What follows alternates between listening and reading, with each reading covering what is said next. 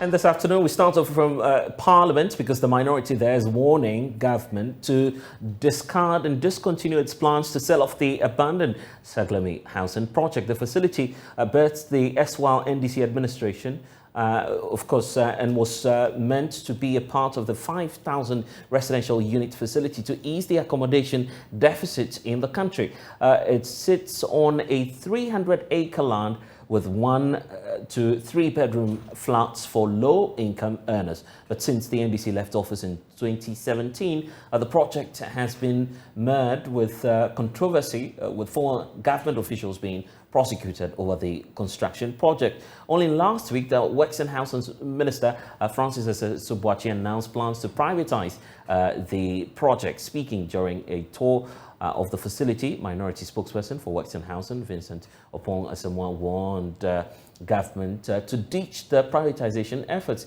He will be joining us shortly, but first of all, let's get some data on this. Isaac Ofia, data analyst with our Joy Research Desk, is joining us with a breakdown of the figures, how many structures we have, and how much government has sunk into the project so far. Isaac, take us away. What do we know about Ghana's housing deficit? Because that's a good point to start off from, just to paint that national picture of how crucial projects such as the Saglemi housing units may be to us in terms of easing that financial burden. Right, Blair. So as of 2016, our housing deficit was projected around somewhere 1.7 million housing units. Currently, we are about 2 million housing units, and that's a difference of about, some 300,000 housing units that we are talking about. Are we clear on how much we've sunk into this project so far? I mean, varied figures have been put out there, but in terms of dealing with the official figures as it stands now, how much has gone into the project itself? Right, so according to some information we've been able to retrieve from Parliament's Hansard, the Saglemi Housing Project came to force in somewhere 12th October 2012, where government had a loan agreement with Credit Suisse, where they were supposed to give us a loan facility worth $200 million for 5,000 housing units to be constructed. So we got $200 million from Credit Suisse to actually complete 5,000 housing units in 2012. And of course, looking at what the project is, it appears that clearly the project is not over. Now government at least intends to sell the project. Do we know how much was needed at the time to complete the project? And comparing that to how much we're selling it for right now, is there a good trade-off? Well, a lot of analysis have been done as to whether the project should be sold off, then probably we'll keep our money. But if you look at even the number of housing units to be constructed, it has been reduced from the 5,000 housing units that we projected to actually complete in 2012 now to somewhere 1,520, I guess. But the cost still remains $200 million. And so if you look at the land, the cost of the land and some of the things already done on the land and putting up some of the structures, and if you want to really sell the housing unit already constructed, then you should be looking at somewhere more than the 200 billion. Because if you look at the difference between the cost of the entire construction and how much we intended to get from the project, the government was looking for some profit of somewhere around $1.8 million. So if we are selling, we still probably will get the $1.8 million we really wanted to have somewhere about 7 or 8 years ago, then probably will be a good trade-off. But you also look at the opportunity cost where you have, your housing unit be somewhere around 2 million, the deficit around 2 million housing units. And you look at the number of people living in kiosks and uncompleted households in town, then you actually will have the sense that government will actually have to complete this project of 5,000 house units to kind of offset the housing deficit that we have. But we can sell, provided we will get the 1.8 million investment return that we really wanted. But there's also an opportunity cost of a lot of people living in uncompleted houses. So $1.8 million, I guess that's what we seriously are in need of indeed to either break even or to rake in perhaps what it is that we're pouring into this project. Let me bring in Minority Spokesperson for Works and Housing, Vincent Opong Asamoah, who's served notice that the minority would oppose this announcement by government. Thank you, sir, for your time. On what grounds are you proceeding to block government's attempt to sell this project? Good afternoon, my brother. Just like we had a on-site inspection this morning, and as you see the pictures over there, for about 6 years of neglect, the destruction that thieves have caused the property, we are talking about $200 million. We are seriously against selling the project because we think government should be able to raise money to complete the project. As the name goes, it's affordable housing unit, and it should be affordable. Let me quickly make something clear. You see the roads that have been constructed. Very, very good roads that have been constructed. You can't find it anywhere in any of the settlements in Ghana. All these roads should have been provided by the government of Ghana. And because the government of Ghana could not provide the funding, the contractor constructed all these roads. And if you go, issues of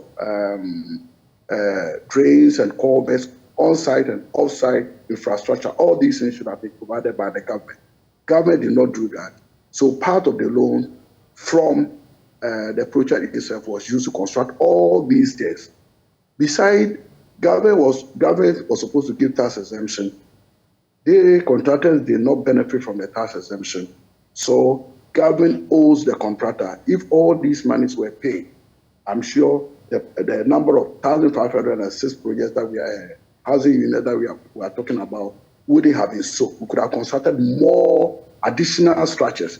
And the entire project was structured in phases. Once we complete the first phase, we dispose it, we get the money back, we invest, right, so that eventually we'll be able to get a 5,000 housing. Honorable, just hold on for us briefly. My colleague Kwekwa Santi was with your team today. I want him to give us an assessment of what transpired today when they toured the facilities. And Kwekwa, if you can hear me, I've just seen pictures of some of the MPs who joined the team today to visit the site. Independently, what are you able to say about the status of the project? The government, mind you, has been talking about how inhabitable this project is. Well, so the project is now inhabitable, truly speaking, because the entire project has been left to, rot, if I can use that word. If you look into the building, there are parts of the fittings that have all now been removed by thieves, by burglars who have just broken into this facility and have taken out the key fixtures in there. The electrical fittings have been taken off. Some of the burglar proofs, the doors, the windows are now all off. And it's going to take some good amount of money to be able to bring this project back to where it used to be habitable. And you look at it there in your shot, it has been completely taken over by weeds, by rodents. Indeed, there is a shot that I have of a bird nesting in the building with eggs in there. So this project is completely uninhabitable in its current state, I should say. You look at the fixtures that have been fixed on this infrastructure, they have all now been removed, they've been stolen. You look at the electricity and other things that was supposed to give life to this building, it is all gone. And what reaction did you pick up from the minority team, of course, and what sense did you get from the team when you toured the site together with them? I was emotional. The minority MPs who are on site did not believe that this project was being left in this current state. They said that it's absolutely wicked for government to leave this project to rot when a number of Ghanaians still do not have a place to lay their head, when there are a lot of people in the middle class who will be willing to pay for these projects to live in with their families and live their life. And so they are asking government to immediately fix this.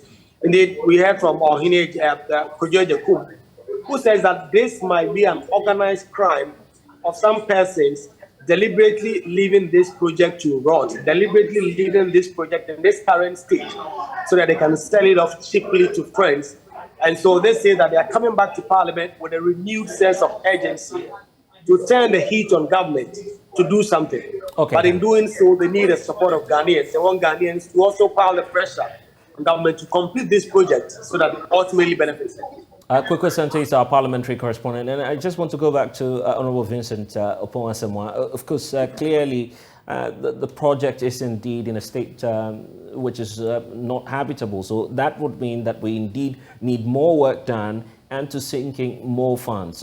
Why are you opposed to the idea of having private hands invest into this? The idea is that, after all, the project will still be where it is. It is the same Ghanaian populace that will occupy the project once it is complete, whether by a private investor or by government. My brother, let me tell you, it is like giving the dog a bad name so that it could be hanged. That is what the government has done. They've run down the project completely so that they can just reduce the price for their cronies to take over the structure. And let me tell you, even today, there have been a lot of loan agreements that is on the table of Parliament for consideration.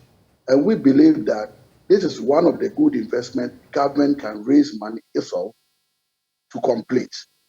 We have lots of health about this COVID thing. They are raising money all over the place to do things that are not even as critical as what we have seen.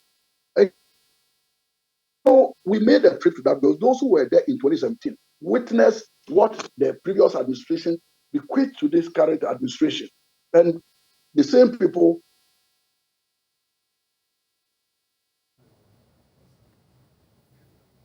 that the government deliberately decided to leave these structures to get rotten so that they could sell to their cronies. Yeah, but where lies the evidence that indeed government is being deliberate about this? The fact that they want to leave this project as it is so they can sell it off. What evidence do you have as minority to prove that? Just find time to go Saglemi. I'm sure the same conclusion is what you will give. Because it's terrible. And they've stolen everything. I was asking them, so we gave the place to the police to at least to ensure that security is adequate. But you go their doors, they've stolen even all the doors to the rooms. 1,500 apartments, all the doors are stolen. You can see the windows, all the glasses have been removed. All electrical appliances, everything is gone. I'm sure if they have the capacity of even removing the asphalted roads, they would have done it. So what else can I say? We can only conclude that these people decided that because it was started by previous administration, let's run it down. So I heard from the minister that this is the failed project. It is not a failed project. It is coming from a failed government that has failed Ghanaians. It is not a failed project at all. I'm only pleading that a government to secure loan, they should find independent people to assess the value of the damage that they have caused to Saglemi. After that, they should look for loan to complete the project because the project is still viable. Very, very viable. It shouldn't go into private hands. It is affordable housing and it should remain so. They shouldn't give it out to any private developer so that it can be priced out of the reach of ordinary Ghanaian, especially the middle income. Can someone see? I tell you, the facilities that have been provided. My brother, if you go there, members of parliament, the security agency, a lot of people will love to live in that environment. Unfortunately, this is where we are. You take around, just look at the cameras, the pictures that they took. You will for Mother Ghana. That is the way we have to misuse so-called $200 million. But we know that is not up to that because we own the contractor. We have not paid for the roads, we have not paid for the drainage system, but it's well built. So that is not a fact that they are talking about. You can't take the 200 million and just divide by the housing, the number of units built and say, oh, it is going to cost over $100,000.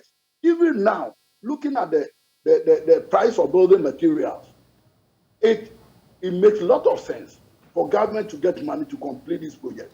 And we need to also give value to the stolen items on site, so that in future, those who renege on their responsibilities could be held accountable for the losses that they have caused Mother Ghana. It's terrible, my brother. It's terrible. And so what practical measures are you triggering in Parliament in the coming days to fight this? We are back to the House, and we are doing consultation. But I'm telling you, it will not just be a media encounter. That is not it. At least there should be other actions that we have to take.